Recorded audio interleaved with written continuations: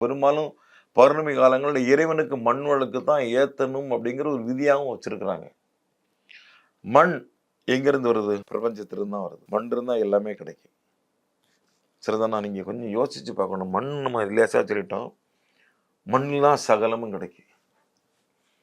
உயிர், கெட்டிருக்க ட்ரெஸ்ஸு, போட்டிருக்க தங்கம், petrol, diesel, தண்ணி, நிலக்கரி, சரிதான், வீடு கட்ட கல், உடச்சி எடுத்துக்கிட்டே இருக்குமே, வீடு கட்ட மணல், குடிக்க தண்ணி, எல்லாம் மண்ணில் தானே வருது.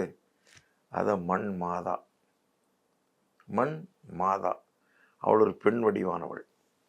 சரியா? அதுலேயும் இப்போ அகல் விளக்கு சுட்டுருதாங்க. ஆனால் நியாயப்படி சுட்ட மண்ணில் விளக்கேற்றக்கூடாதுன்னு சித்தர்கள் சொல்லுவாங்க. அந்த பச்சை மண் எடுத்து பசுந்திரி, பஞ்சு திரி தான் போடணும், நூல் திரியே போடக்கூடாதுங்க. பஞ்சியும் மண்ணில் தானே வருது. அந்த மண் விளக்கு, சுடாத மண் விளக்கு எடுத்து அப்படியே பஞ்சு எடுத்து திரிச்சு, இப்போ எண்ணெய் என்னமெல்லாமோ வந்துடுது, கண்டெண்ணெயெல்லாம் வந்துடுது.